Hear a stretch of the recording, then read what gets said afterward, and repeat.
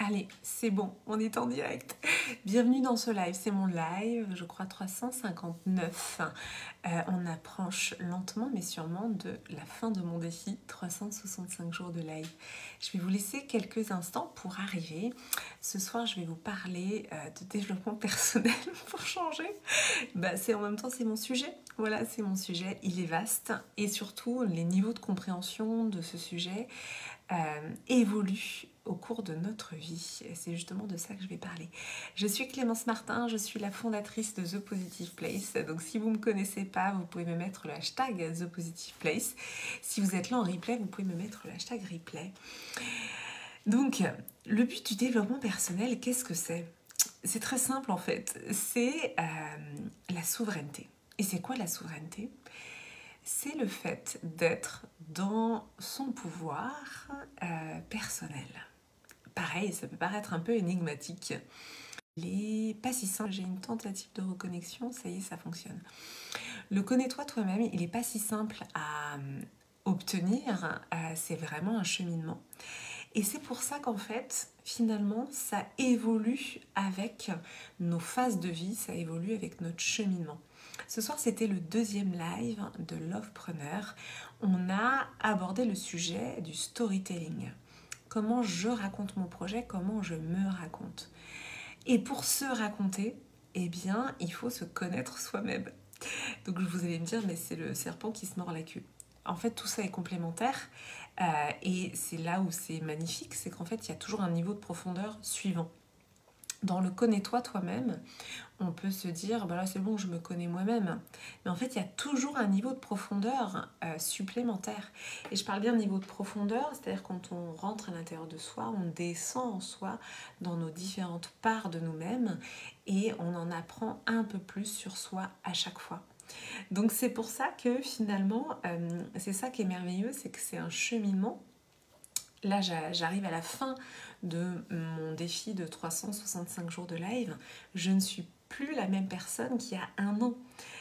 Je le ressens et c'est vrai que c'est pour ça que c'est intéressant les dates anniversaires parce que on peut faire des bilans, on peut voir où on en était, où on en est aujourd'hui. Et j'ai envie de dire, il n'y a pas de compétition justement dans ce cadre-là.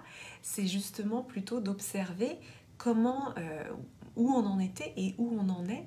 Et donc c'est d'observer son avancement, son évolution sur ce cheminement-là. Donc voilà, c'est ça qui est aussi incroyable et merveilleux. Et en effet, derrière, il y a toujours cette idée de plus je vais me connaître moi-même, plus je vais savoir ce qui est important pour moi, et plus je vais reprendre ma souveraineté. Donc c'est quoi ma souveraineté ? C'est justement ne pas tomber dans des emprises relationnelles, avoir cette capacité de discerner parce que dans ce monde, les apparences sont trompeuses et donc on peut voir ce qui brille et être leurré par ce qui brille, par les apparences. Donc voilà, c'est retirer le voile aussi qui nous empêche de percevoir finalement ce qui est bon pour nous. C'est ça la souveraineté aussi, hein, c'est plus je me connais, plus je vais savoir ce qui est bon pour moi et ce qui ne l'est pas. Et plus je vais pouvoir me diriger. Et plus ça va être fluide. Parce qu'en fait, plus je me connais et plus en effet je prends les bonnes décisions pour moi. Donc ça, c'est vraiment, c'est tout un cheminement. C'est à la fois enthousiasmant, c'est jamais fini, c'est profond.